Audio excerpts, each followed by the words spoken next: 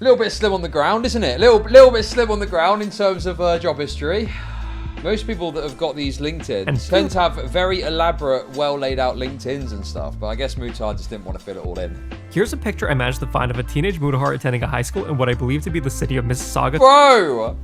Slop Media Network has gone insane! Okay, timeout. Before I even start explaining this, I'm calling 100% BS and lies on this claim. Mutahar is not working on a video codec or contributing to H265. He's a full-time daily upload YouTuber, he has a podcast, he sometimes live streams, he's a day trader, he does real estate investments through his company, he's also a landlord and his tenants, he's a family man with a wife and kids, and he still has enough free time to game for hours per day, plus he runs a skincare product company. Oh my god, dude! Bargain bin moist critical is so savage. God, this Slop Media Network guy doesn't fuck around, does he? Totally hard.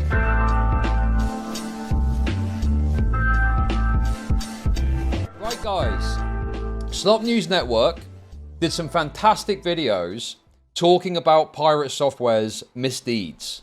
Okay? Now, the good news, ladies and gentlemen, is that Slop News Network has done a new video. And the new video is about Mutahar. Yo, let's go. This guy is very based. So I'm extremely interested to see what his take on this is. So let's have a little look. Who's Pirate Software? Well, I think if you watch my channel, you're probably well aware of who Pirate Software is, to be honest. But anyway, let's get into this. Hello guys and gals, me Mac here, and we got a doozy to go through today. So Mutahar from Some Ordinary Gamers has been called out for being a fake engineer and lying about his supposedly totally real day jobs for the past 14 years or so. This drama really kicked off due to a video made by another YouTuber called Nick Andros, who went through and found all the conflicting Mutahar statements about his education, experience, and work. If you want to see all the specific callouts, I'll have his video linked in the description and in the pinned comment. What we're going to do in this video is go over some more of the engineer details and technical claims made by Mutahar a bit more in depth. Let's kick things off with what kind of membership. Much love, Gocklaw. Thank you for the membership. Engineer Mutahar is. I'm a computer engineer. I'm a computer engineer. Dude, I'm a computer engineer. I'm a YouTuber. Why are you asking me? And I'm just like a computer engineer by default. Like I'm a computer engineer and I'm a computer engineer. You want to talk about cyber warfare? I'm a computer engineer by trade. I'm a computer engineer and I'm a computer engineer. I'm a computer engineer. No, I'm a computer engineer, okay? I'm a computer engineer. I'm a computer engineer. I'm a video engineer now. Speaking out of an engineer, like if I wasn't a computer science engineer, I wouldn't speak about Elon being an idiot. But as an engineer, yeah, I'm going to call him an idiot because he does do idiotic statements. This is why, as a cybersecurity engineer, as somebody who is a computer, engineer, somebody who understands computer code, for instance, hearing Elon talk about computers and anything code related is actually mind-bogglingly stupid. But I'm an engineer. I know how this stuff is going, so I'm not even speaking out of pocket right here, okay? If you want to disagree with me, feel free, but you're actually wrong. All right, so he's a computer engineer, a cybersecurity engineer, a computer science engineer. See, that's the problem, dude. It sounds so bad of him just saying it. It sounds bad enough of him just fucking saying it. Do you know what I mean? He just sounds so obnoxious to make this claim and to rely on your credentials that he now has admitted he never had. And he's a dropout. And a video engineer, at least according to himself. Let's take a quick look at his university education to see if that gives us a better clue which kind of engineer he originally studied to be. Like, it's a really good explanation of why, like, I picked engineering as, like, the road to go down when I was studying. I went to university for computer sciences, and that's it. I thought when I got into university for a while, and I dropped out, like, a semester in, because I was like, okay, no. Like, I'm a dropout myself. I've never finished university, but I'm not going to dog on, like, school, you know what I mean? Like, if you're going to learn to be valuable. Yeah, if you're going to be an engineer, if you're going to be a doctor, a lawyer, if you're going to be in the STEM field, you need to go to university, okay? Okay, there's a lot of stuff to unpack and explain here already. First, Mutahar only partially did one semester in a computer science program before dropping out. Though before I dig into that fully, let's double check his LinkedIn to see what kind of other experience or education he has. If we look at Mutah's LinkedIn, he has a... Bro, he's brought up his LinkedIn. One semester is fucking ridiculous. To ever reference that. You might as well just not mention, or just say you would drop out all the time and never mention that, because it's like nothing. Diploma from Humber College for cinematography and film/video production, plus his only work experience listed for around that time period is web content.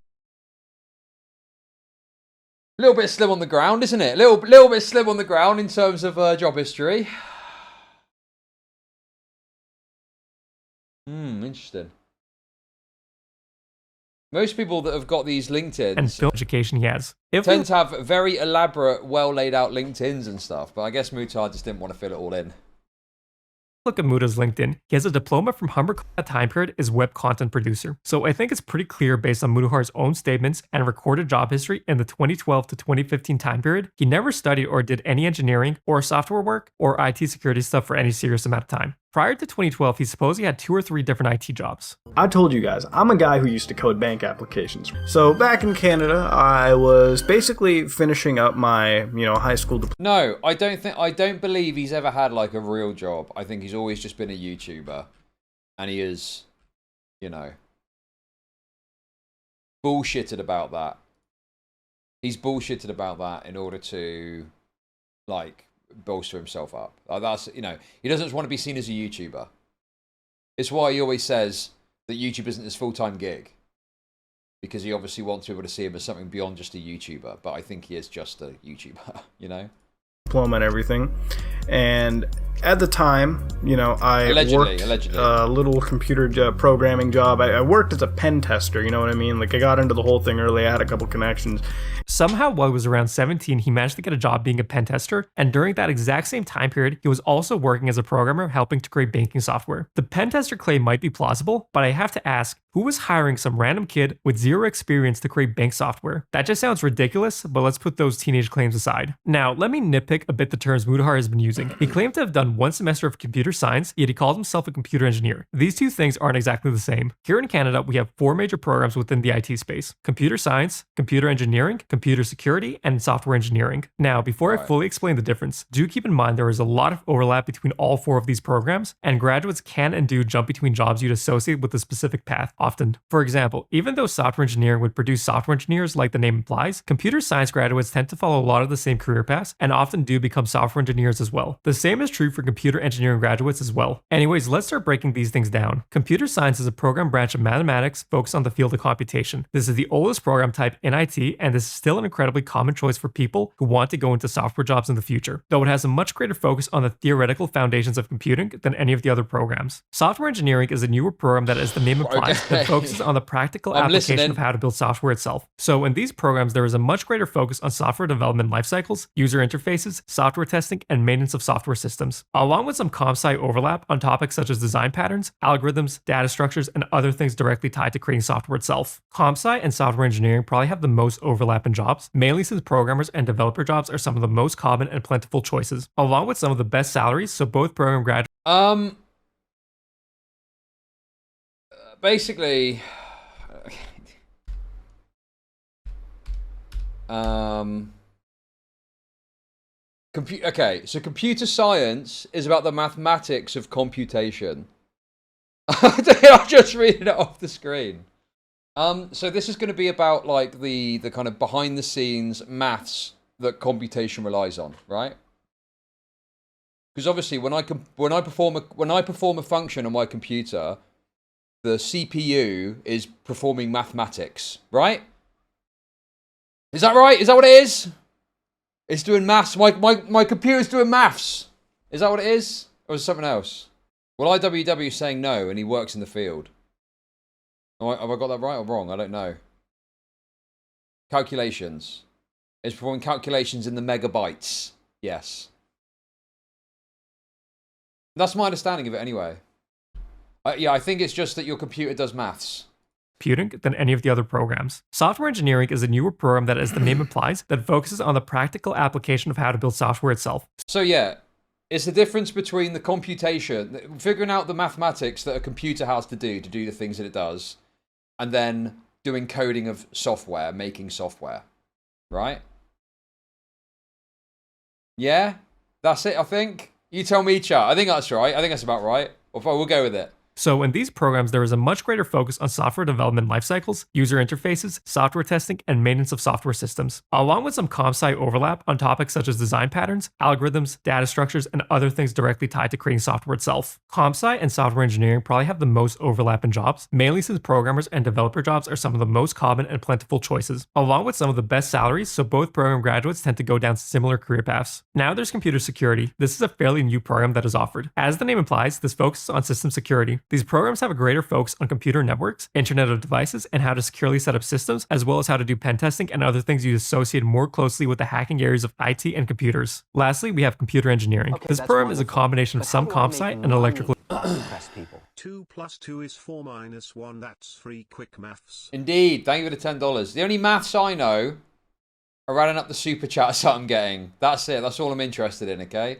All this other stuff is a bunch of nerd nonsense as far as I'm concerned. Engineering. Within a computer engineering program, you learn how to make circuit boards, design the actual hardware that makes up a computer, embedded systems, and how to create software for the hardware you design. Okay, well, this makes sense to me. This makes sense to me. This is about the building of a computer. How to make the parts that go into a computer.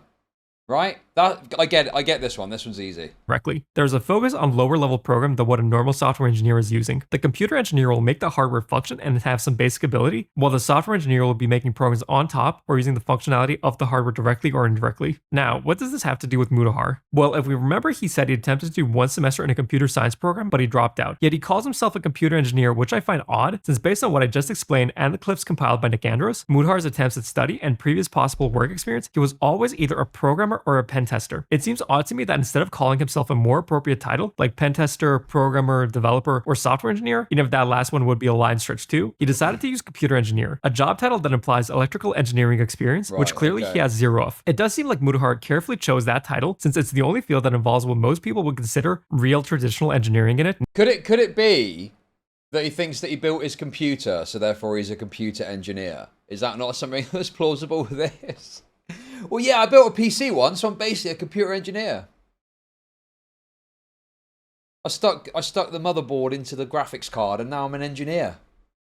Namely electrical engineering. Now let's move on to our next problem area of debate, using the title engineer in Ontario, Canada. Unlike a lot of countries, the title engineer is protected in Canada, and you're required to get a professional. Oh, he's touching on the legal side. No, don't do it. Don't do it. It's me from the future. This is going to end very badly. Don't go down this route. Engineer license or a certificate of authorization if you want to call yourself an engineer or provide any kind of engineering services or work. Let me also bring up a response from VX Underground partially defending Mutahar while I'm explaining the section. If we look at VX Underground's tweet, we can find this section here where they state that within IT, it's extremely common for people to get the title engineer without being a traditional engineer. And you know what I have to say to that?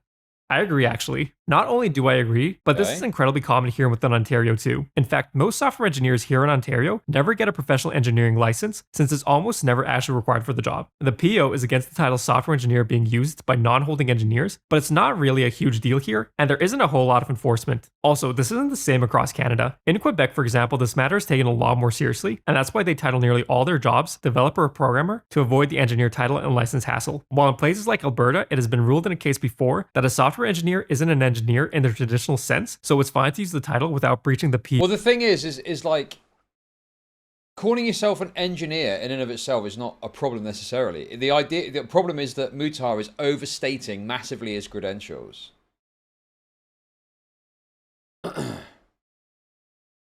In the course of claiming to be an engineer. So that's the issue. Like if he wants to call himself an engineer, but he's got the credentials to back it up, then fair enough. Then good for you, you know? But he just doesn't. He just doesn't have it. So that's the primary issue here. And then obviously this legal stuff, unfortunately, now is obviously, you know, causing more confusion, I think, than anything else. But in any case, look, let's not dwell on that. At the end of the day, L's have been taken, right? I'm sure some of Mutahar's fans didn't care anyway, and now they're using this to try and capitalize on it. I think anyone that thought Mutahar was doing something wrong still believes that Mutahar was doing something wrong. So I don't think it's going to change that, you know? But yeah, I mean, with this, it's like, call yourself an engineer if you've got the credentials to back it up, or the experience to back it up, or whatever to back it up, you know?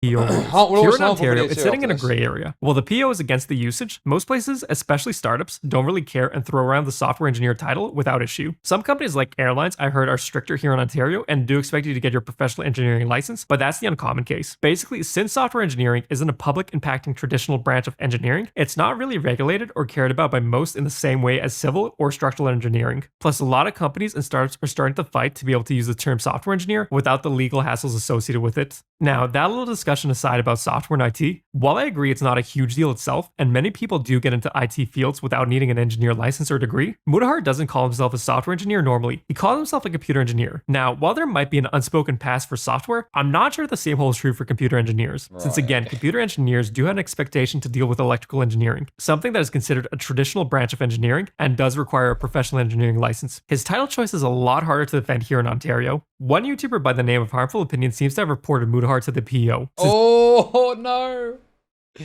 No, he should have waited a couple of days. He would have seen.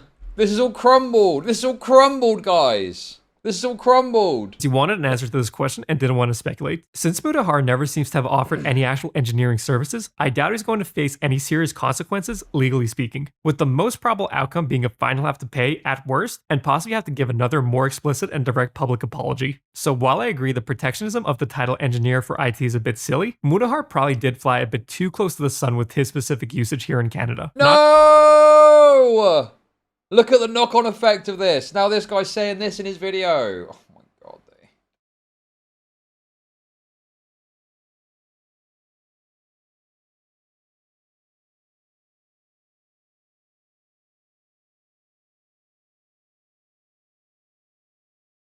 I just... Oh my god, dude! Why was this introduced? Why did we redeem? Why did we redeem?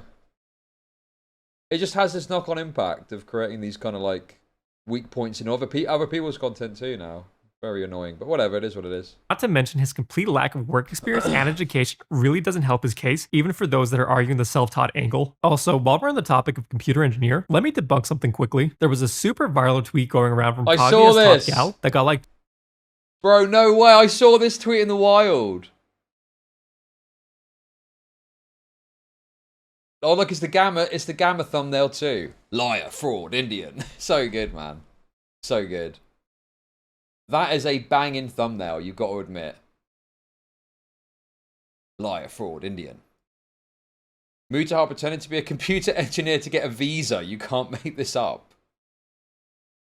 I mean, that's just made up. That's a totally made up claim that was never said in the original fucking video. 2 million views, where they said Mutahar pretended to be a computer engineer to get a visa so he could come to Canada, with a picture of one of Gamma's videos. Okay, first of all, Gamma in his video of Mutahar lied, people cried, never said anything like this. Also, Mutahar was living in North America way before he was 18, and was even attending high school within the greater Toronto area. Here's a picture I managed to find of a teenage Mutahar attending a high school in what I believe to be the city of Mississauga. Bro! Slop Media Network has gone insane! Dude, the A-login is out of control! What next? A picture of him when he was a child? What the fuck is going on there? Oh my god, man. Specifically. So this claim is completely bogus and something Kaguya just made up for engagement bait. There is zero truth to this, and Gamma is innocent and had nothing to do with the claim. Okay, now let's go back to the VX Underground tweets. The next part we'll look into is the paragraph where Mutahar ordered the entire VX Underground malware collection on a drive and explored it. I was pretty curious to see what Mutahar would do with the virus collection, so I went and found the video in question. It's Mutahar's I got hacked by North Korea in this video. I'll leave a link below for anyone that wants to view it themselves. Naturally, I went and watched the video, but honestly there's nothing for me to really say. Like, if we look at the VX Underground tweet, they say Mutahar was playing with the payloads, but I feel like that's a bit of a stretch. Basically, in the video, Mutahar gets the drive from VX Underground that he ordered, he attaches it and explains what's inside it, what folders are there, and what's inside, namely viruses, papers, and other malware-related tooling. Then he, on another laptop, goes and just runs a bunch of random viruses directly on his system until it gets completely wrecked. During the entire video, he never really dives into anything or... Bro, okay. So this guy's supposedly some fucking expert at this, and all he did is put a bunch of viruses on his laptop and go, well, that's kind of fucked up. Now what I'm going to do with my you know, hacking expertise is I'm going to totally brick this laptop. Oh, look, that's fucked up. Oh my god, man, he's such a fucking phony, isn't he? He's such a fucking phony, dude. He's so full of shit, it's unbelievable. Not like that, not racially, but just generally, you know. With his words and whatnot, is what I'm saying. Explains anything technical. He basically gives the most surface level commentary on what he's seeing at any given moment while messing around with the drive. I'm not... Yes, exactly! Oh, hey guys. Wow, look at this file. That's a virus. That file there. That's a virus, by the way. Dude. He's just so obvious that he's just... He's such a bullshit artist, dude. Yeah, man. I bought this malware. I've gone ahead and put it in my computer. That there is malware.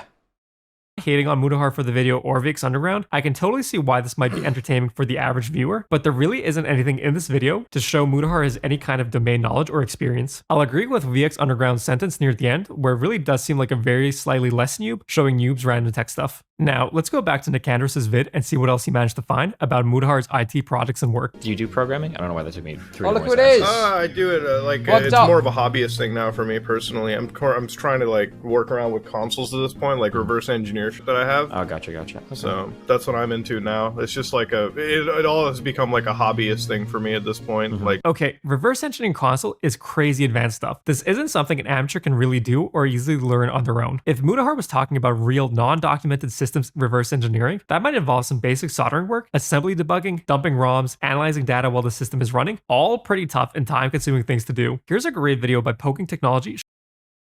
Right, I see. So, okay. So Mutahar's not done all of that, has he? There's no way. He probably means like installing Homebrew or something like that. Like some sort of basic emulation type thing or something.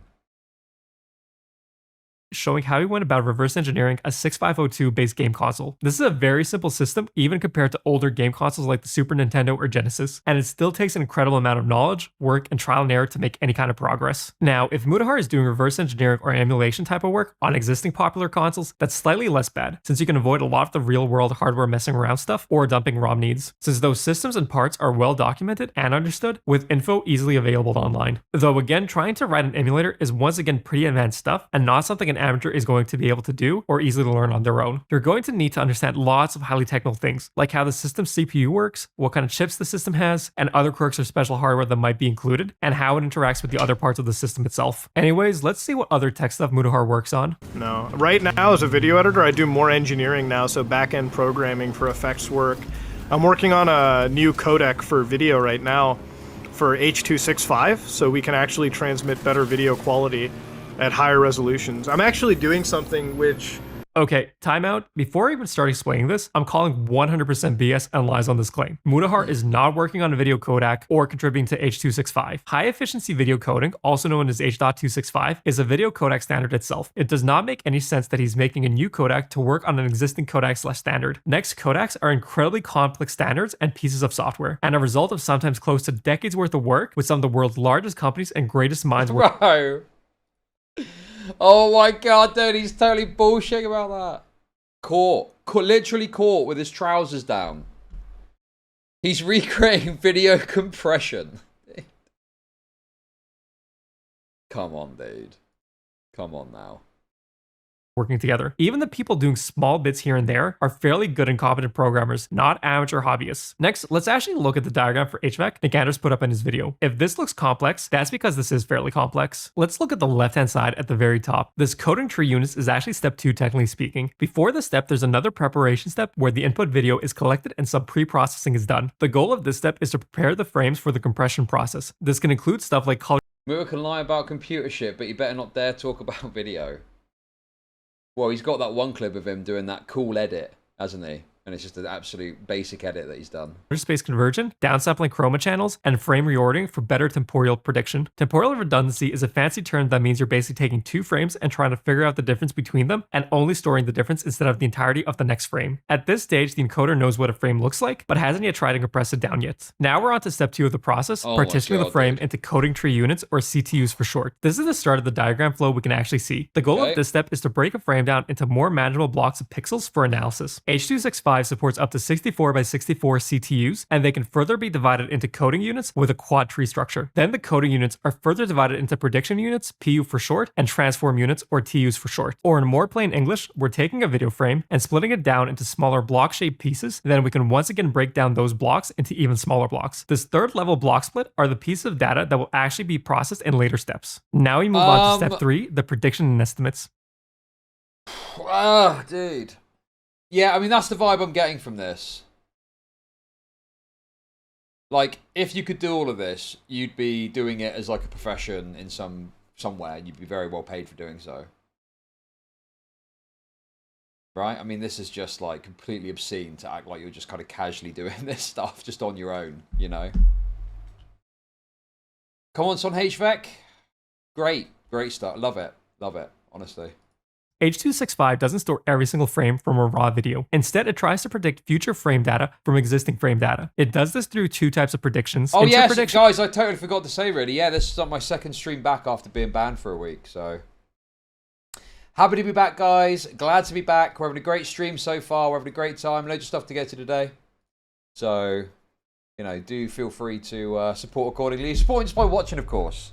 But if you want to take that support one step further, maybe you'd want to consider chucking a super chat my way or, you know, something like that. I don't know. Just putting it out there. Just doing a bit of e-begging, a bit of shilling, okay? And intra prediction. Intra just means the prediction is done without reference to the other frames. Only the data within the frame itself is used for it, while inter means other frame data is used to help make the prediction and adjustments. Inter prediction is stuff like the motion estimations and compensation, where the encoder finds matching content in other frames and uses motion vectors plus motion compensation to create the predicted block instead of resetting all the pixels within a frame block. Wait, I didn't have my... oh, I forgot my tablet for today. I forgot my little tablet. Let's get tableted up, okay? For a clearer example, let's pull up the separate diagram. Here we can see there's a race car and it's moving from the center of the frame to the bottom right. Since the race car is moving, instead of saving all of the frame data for it every frame, instead what can be done is store the original frame race car data, then use motion vectors to simply move that block data across the screen that matches up with the future frame position. Intra prediction is for areas where inter prediction doesn't help. Here the encoder predicts a block from neighboring pixels in the same frame. Basically, instead of saving every single block of data, the encoder will try to predict what surrounding blocks of pixels will look like with specific modes and patterns. Now we're on to the fourth step with the transformation, scaling, and quantization. In this step, it's where the predictions made and the actual block data of a frame are compared and turned into saved frequency data. There's a lot of integer approximations done here with discrete cosine and sine transformations. This transformation step makes it easier to concentrate the visual information into smaller numbers of coefficients. Then I know this is a lot of information, okay? But I'm guessing the point is, this is all extremely complicated. There's no way that Mutahar can really genuinely claim to have done all this, right? I'm pretty sure that's where we're going with this. Quantization is done, and the goal of that is to throw away small, less visible details to save bits. The coefficients are divided by the quantization step size. Basically, what all that means in English, the difference between frames are found, and this is known as the residual. From there, the larger your quantization step is, the more compression is going to be done, and the more quality loss there will be compared to the original raw frame. Since human vision isn't perfect and has different quirks, we don't need every micro shade of a color saved in a block. For example, since the size and information is basically seen as the same larger block of color, when we humans look at it from a far enough Autistic Cinema right here. Unfortunately, I forget half of this because of the pausing. I mean, if you want to go and watch the original video without me saying anything, you can go and do that. But I would have assumed you're watching here, not because you want to watch the video uninterrupted, but because you're expecting me to pause and say things at certain points. No? Is that not what's going on here? distance. The goal of this step size is to basically remove as much possible color noise and data without it visibly affecting how we see the image frame block itself. Then we move on to the next step, entropy coding, or here in the diagram, header forming. Pause champion's an old thing. Forget it. Thank you, tardigrade hatchling for the £5. Lemon character and baby lemon blowing a party horn while marching. Very good. Thank you for the super sticker. And context-adaptive binary arithmetic coding. The goal of this step is to take all the data and info from the previous steps and store it as compactly as possible so that the CABAC is encoding the prediction modes, the motion vectors, and the quantized coefficients into a bit stream. While the efficiency for storing this is fairly high, that also means this is pretty computationally intensive while trying to play back a video. Anyways, back to the diagram steps. Then we reach the loop filters, which is the deblocking and sample adaptive offset. Basically, this step is trying to smooth out and clear the final stored frame. Since the frames are processed in small blocks, there ends up being clear visual block shape artifacts and leftovers. But I think, to be honest with you, this is what this Slop Media Network does. They do like very in-depth analysis, and they mainly do it just to then point out, well, Mutahar's gay. Mutahar's gay, isn't he?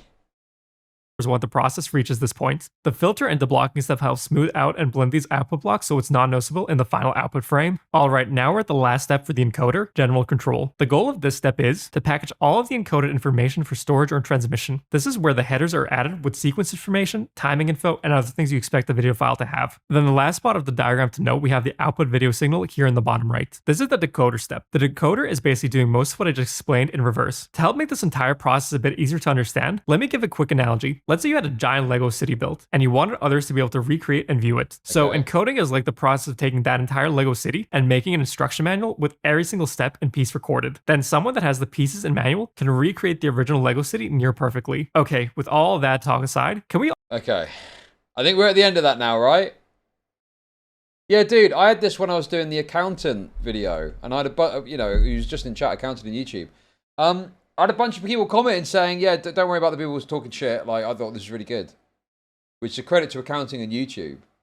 But I think some people, they literally just want, like, the most simplistic drama slop shoveled into their mouth with no thinking, no thought process, and nothing that in any way challenges them. Which is fine, but obviously this video is trying to be a bit more in-depth than that, you know? Yes, do that. Well, sometimes I do. Other times it's this. I think we're thinking a little bit too much right now, to be honest with you. Where's the latest Moist Critical to slap on? All take a moment and appreciate the absolutely insane amounts of effort, research, and sheer work that goes into making video possible. This is truly an absolutely incredible feat of human engineering that most of us probably never really think twice about. Now, back to Mutahar. Does anyone think he has any clue how H.265 technically works? Right. So I understand that was very in-depth and that was very triggering for some of you. But the clear point this guy is trying to make, okay, is... do you really think that Mutahar has a grasp of everything that we've just spoken about? Do you genuinely believe that Mutahar is knowledgeable about this, to have this level to work on this sort of thing? Like, obviously not, no. Obviously not. He clearly has got a very shallow understanding of a lot of this stuff. Probably deeper than the, like, normie or something. But he doesn't have the depth to fucking say all of that shit or do all of that shit, does he? So he's literally just bullshitting. He's just bullshitting when he says that he's doing this encoder shit. Or that he could realistically work and create his own video codec, or something on top of H.265 himself. Yeah, I thought not. Mutahar never seems to try and claim he's working on more normal tech projects or things. He doesn't talk about working on websites, picking up new programming languages, making random apps. He seems to have an odd tendency to always lie about the most impressive, cool, and challenging possible things that a developer could work on. I'm not going to speculate too much on why he chooses to lie so often. Other YouTubers, I'm sure, will do a lot more of that, but I will say from what I've seen, he always does seem to carefully craft his lies, targeting projects and topics that he seems to think would give him the maximum amount of respect and admiration possible. Anyway, yes! He's got it. That's it. Mutahar has got this like ego thing or something where he doesn't want to be seen as a YouTuber. Because I guess he sees it as like lesser or something like that. I don't know, man. Like, who cares? You can make a shitload of money doing YouTube. Why is it a bad thing to just be a YouTuber? That should be enough, you know? You can judge it up a bit. I work in digital media. You know, or something like that. But for some reason, he feels the need. It is pirate software adjacent, yes. It is very much pirate software adjacent. I really agree with that. You think it's his dad's fault? His dad would be disappointed. His dad would be disappointed. Maybe lied to his family, maybe. Yeah, who knows? But yeah, I think it's very obvious that he wants the most kind of elaborate and interesting title to impress people. Seems fairly obvious. Do you tell people IRL you do R reviews? I've done, yeah. I've talked about what I do. I take these, to be honest with you, you get a bit bored of constantly explaining what you do. You know, you do end up getting a bit like, okay, yeah. Do you end up just saying something simple? I work in digital media or something, you know? And then if someone's interested, you might get into it. But generally speaking, it does get a bit tiresome having to say the same shit and go through the same questions over and over again. That's like, yeah, exactly. Like, the thing is people think, obviously people have got a natural interest in it when you say it, because it is different to what people normally do for a living. But obviously, from the perspective of the person doing it, it's like, you know, it's just what you do for money, isn't it, you know? I am a content creator. I am a content creator. I'll just start shouting that next time. I am a content creator. I am a content creator. Anyways, let's go back to Nicandros's vid and see what else he found on Mutahar. I want to sell to Microsoft at some point later on. So I've been designing AI toolset that basically you can inject, hopefully, into like video tools, and this is gonna be like video games or whatever, right? So it's like, let's say that Microsoft backwards compatibility, right? So I had this tool idea. This is kind of what I got going in my head. So I have this idea, and I hope to one day sell it to Microsoft, right? So what I do is, since I have a really good video background, right, I've been designing neural stuff around it. So what I want to do one day is, you know how Microsoft has backwards compatibility, right? So would it be really fun if I could design a way that Microsoft could take the textures in their video games, right? So they could take the textures mapped in their video games and find a way to AI upgrade them. So like basically use a fucking photo AI, like basically use an artificial intelligence that can scan across, you know, all these textures and just fucking upscale them to like 4K, 8K, whatever they want to go to, and make games look better without needing, you know, developers to make it better, right? That could be an idea for me. It sounds simple on paper. Obviously, it's very, very, very fucking time consuming to make it even as effective as you want. So that giant word salad aside, basically Mutahar wanted to create an AI image upscaler and one day sell it to Microsoft. Don't worry, I'm not going to start trying to badly explain how AI works or is made now, but let me just say there's already lots of image upscaler programs out there, and nearly all of the big tech companies have their own in-house. Yeah, it's like all the graphics card companies. Alex Apex. All the graphics card companies are already on top of this. There's already all the upscaling shit that, you know, they've got it all up the wazoo. Like, what is this idea that you're going to create a new one? Like, this has been a thing for years, right? Where's the project now? Well, good question. I believe the answer is literally nowhere to be seen because it was a lot of fucking bullshit, I think. Mutahar will break the GPU monopoly. Solutions for image upscaling. I don't think Mutahar has the skills to build something like this, and I don't think this is something Microsoft would be interested in buying from him either, when they already have half a dozen solutions in-house already, not to mention they're partnered with OpenAI and have access to all the cutting-edge research and work they've done. Plus, there's tons of open source upscalers out there already, more than a decade old, like Waifu2x. And don't let the name fool you, it's one of the absolute best image upscalers for non-photorealistic images, and a fair number of game studios and developers have used it to upscale some of their textures for remasters or patch updates. Alright, let's go back to Mutahar and see what else he talked about. One of the code bases that we're looking at over here. Oh. Pirate Software 3-hour video? What? I'm telling you guys, I'm warning you now. When I really am feeling, I'm actually feeling, you might be able to hear it, I'm actually feeling a bit sick at the moment, unfortunately. But I'm still here, I'm still dedicated, okay? But if I feel really, really, really sick one day, I think I'll just sit there with like a blanket on or something and just watch a 3-hour Pirate Software video. Dude, I'm pirated out too. I'm so bored of talking about the guy. Holy fuck, man. It was a whole month. It was an entire month of just Pirate Software shit. It was crazy. But it's okay, guys. That's it now. And I think today, unless something drastic happens, well, I guess we've got the Mutahar video tomorrow from the Nicandros. But other than that, I think this is probably the last scraps of the Mutahar stuff, really. Here is this falling particle. Now, there's a lot of numbers that are being dropped in here, and one of the things that you'll tend to see in Pirate Software's code is magic number abuse. Okay, I have a slight problem with this. For anyone that has seen my part 2 DRM analysis and code review on Pirate Software, you'll know magic numbers is something I myself criticize Pirate Software on in a lot of places in his codebase. Now, for this very No, I think the Nicandros is releasing a video talking about his error, his mistake, his issues with his claims that Mutahar broke the law. I'm pretty sure that he said he's going to do that tomorrow, right? I think.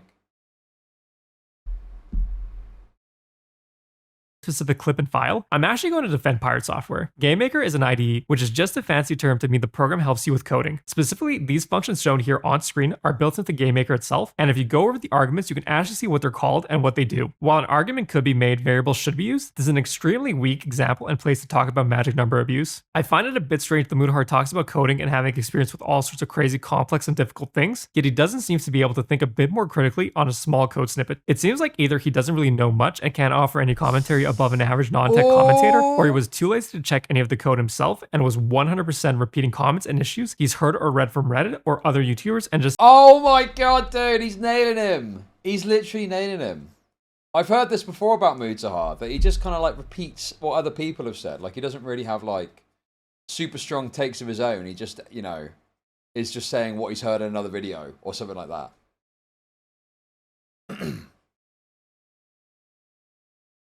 He's been doing it for years. Yeah. Yep. Sounds about right. Sounds like Mutahar. Sounds like Mutahar. That is literally you. I'm surprised to hear that. I don't think that's really... No, I don't do that. When do I just copy someone else's take? Normally what I do, if I'm influenced or I've seen another take about it, I try and say, oh, I saw this person talk about it and they said this and I thought that was a good take.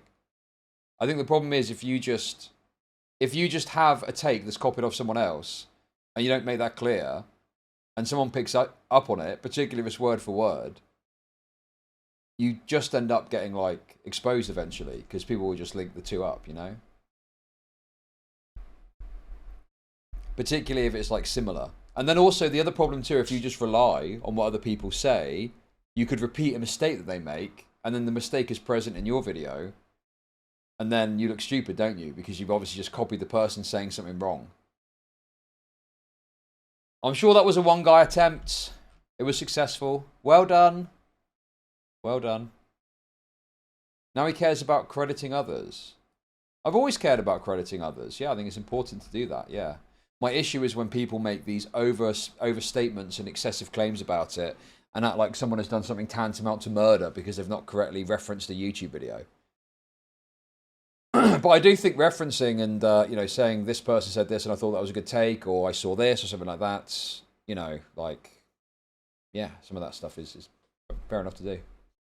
Assuming they were true without verifying the claims himself. Anyways, with that techie stuff out of the way, let's go back to the VX Underground tweet and finish reading what else they wrote. Basically, in the next paragraph, VX is like, Muta probably isn't any kind of security guy or hacker or programmer, but he has some basic knowledge. I agree with this partially. I watched a few of Mutahar's videos, and his explanations are mostly fine. They're very surface level to the point a non-tech person could probably explain it as well as he did if they just skimmed through Wikipedia or an article, but there's nothing egregiously wrong in the few I watched either. I don't think Mutahar knows a lot more than the average person from the way he presents info. It seems as though he just finds Reddit posts, articles, or other YouTube videos where someone who knows a thing or two explains it, then he spits back the info in a more noob-friendly way. If you watch Mutahar's tech vids, you probably didn't learn anything too bad or damaging, but if you're going to keep watching him, you should be taking a much greater grain of salt whenever he decides to talk about tech topics. The next paragraph from VX is basically them suggesting Mutahar was exaggerating, but it could have some kind of tech job before. This I can't agree with. For anyone who hasn't watched Nicandrus' video yet, it's clear to see Mutahar's only plausible tech job experience was when he was around 17 or so in 2010 to 2011. After that point, he never worked in tech again. In 2013, he basically went all in on his YouTube channel and film diploma. After graduating, he doubled down on YouTube and was working as a video editor. From a Facebook post Muta shared, he also states he was glad he could pursue his passion for film and not bother with programming careers anymore. Then if we fast forward to around 2019 to 2020, Mutahar states a million different jobs and things he does. I'm a fucking editor in real life anyways, so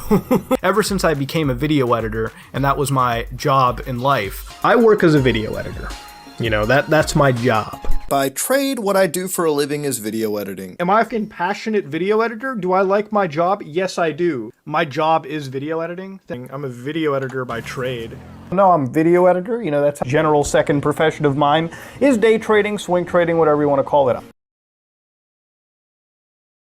Oh my god, dude, he's so full of shit. The man of a million jobs. Jack of all trades, master of none.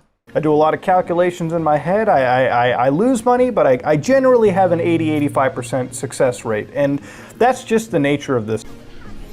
I invest. That's my job now. I just sort of sit home and invest money. All right, as an engineer, if I show up to my office and I fuck up, okay, I don't have a job. What's your job?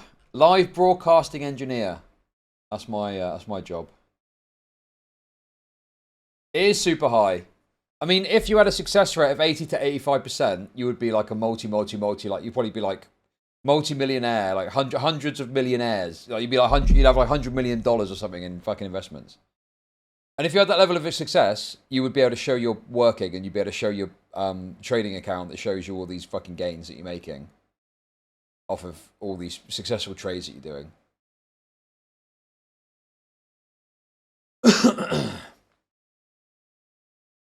It's obviously just completely bogus.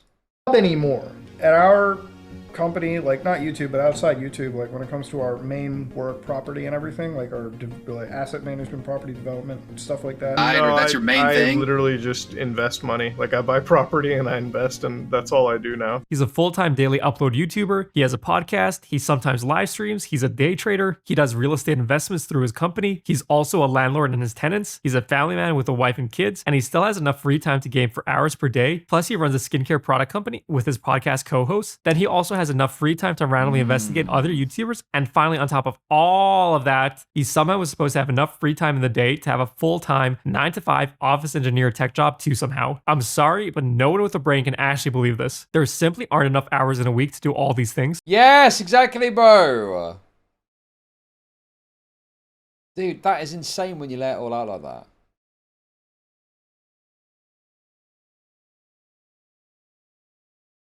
24/7 Sigma grind. It's so fucking child. It is very like childish to be like, oh yeah, I'm basically doing all these jobs and I'm super busy all the time. And it's all out of embarrassment over not wanting to be seen as just a YouTuber. Bro, who fucking cares, bro? Just be a YouTuber. Call yourself a YouTuber. You make tons of money and it's fairly straightforward, yeah. You don't get the prestige necessarily, but who fucking cares, dude?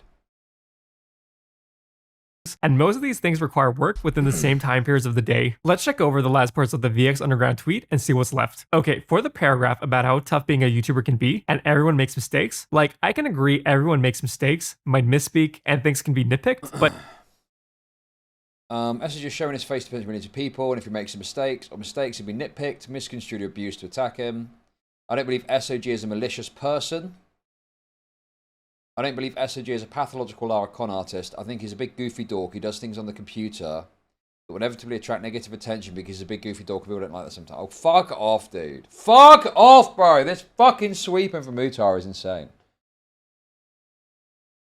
And the thing is, even if you don't agree that he's like a malicious person, I don't even know if Mutahar's like a malicious person. His actions could still have like negative impacts on other people. Even if you're not malicious, if he's a liar or he's, you know, doing things out of like a cowardice or something, it can still have, or negligence, you could still have a negative impact. Why does it have to be malicious for it to be bad, you know? Can you dig on the skincare law? There's nothing to dig, unfortunately. There's nothing to dig there. Augie made a claim on his stream, claiming that there was some behind-the-scenes stuff that had happened. I thought, okay, that's not enough to go on, so I don't really get into it that much. And then Gamer from Mars put out a statement saying that was false. So what can you do? Like, there's literally nothing else that you can really go from there. It's like, maybe Gamer from Mars is sweeping, I don't know, but he's saying it's false, and there's, I don't, you know, unless Augie's got some more insight or knowledge or presentation of information as to where he got that from.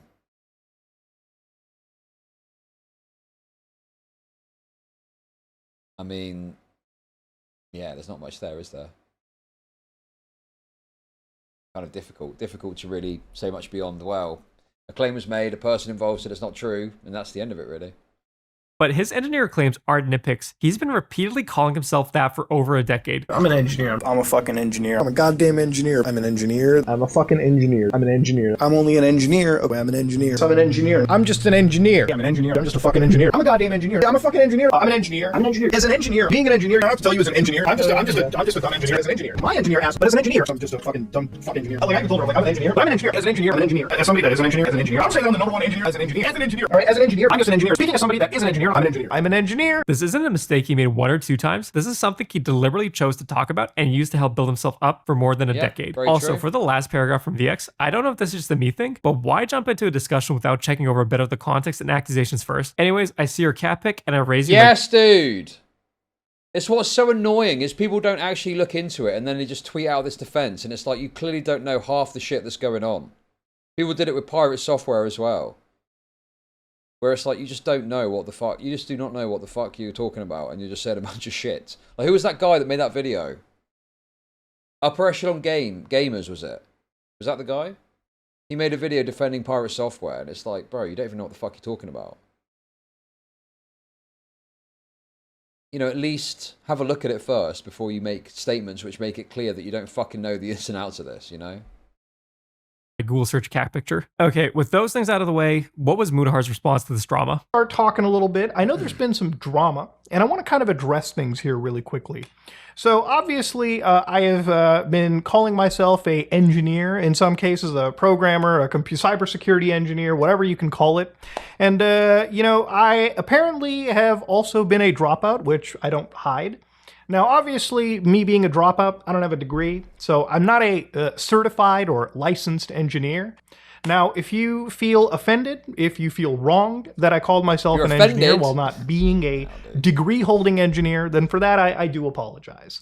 And I will denigrate myself to, you know, I guess programmer or a fat Indian guy that knows a bit about computers. That's what I'll leave it at.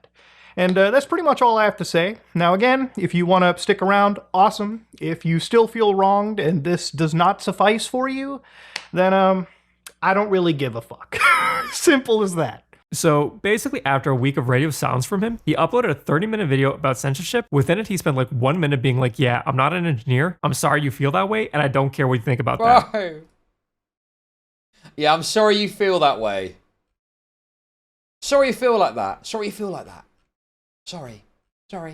This engineer drama wasn't the only call out he had, but he seems to have chosen to not talk about any of the other dramas. Also, you know, I'd even call him out on using the title programmer. Maybe I'm being a bit too nitpicky, but does Mutahar ever actually code anything on his own? Most of the time in his videos, I see him copying and pasting code or scripts. He always seems to be copying stuff from an existing article or how-to guide. Like, he doesn't have to be a great programmer or anything. I'd just like to see him actually show he can do some basic coding by himself. You'd expect from a junior programmer. But again, I'm probably being way too nitpicky at this point, and it probably doesn't matter too much. And nah, I don't think that's nitpicky. I think that's pretty reasonable. Like, if you're claiming something, like, back it up somehow, no? Is that, like, a crazy take? Like, back it up, dude! Back up what you say, for fuck's sake.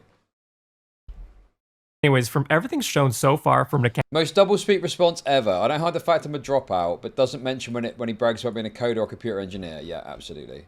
Andros, it really doesn't seem like Mutahar does any kind of tech work. He's a tech enthusiast at best, and that seems to be the extent of things. If he has code somewhere or a GitHub or anything else, I'm willing to check over and give him a pass on the programmer title, but from the way things look currently, he still seems to be frauding and lying. He's basically using a few months of Nepo connection job experience from when he was a teenager as a justification to call himself a programmer or engineer today, more than 14 years later. Now, let's talk about the actual impact and fallout from Mutahar being a fake engineer. Mutahar's early YouTube success and fame came from him reading creepypastas and exploring random websites over Tor and just sharing weird things he saw. So it's not like his tech or engineering claims really matter during the early years of his channel, and these days he's basically the bargain bin moist critical, rambling about a random topic.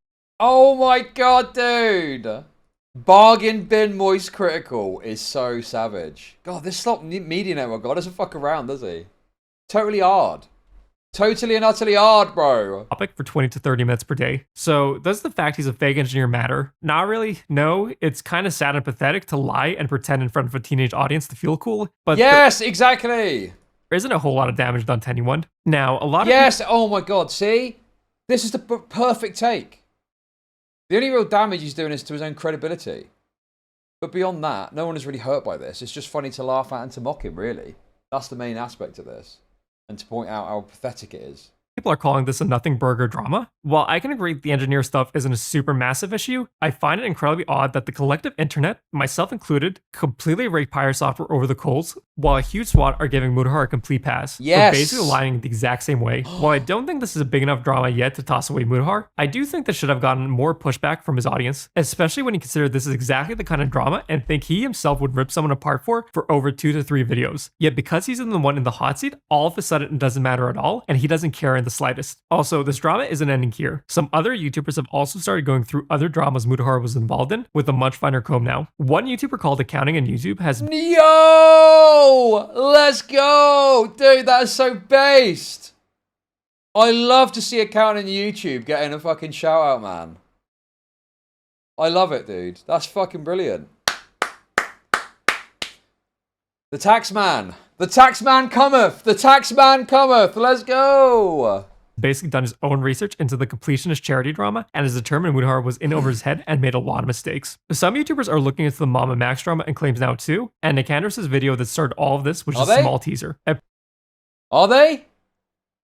That's news to me, dude. I feel like that's all fucking squared away, no? I thought that's all done and dusted. What new stuff is there to get? Listen, if there's more Mama Max content to be had, I'm all for it. But I just don't really think there's much there that you can really say.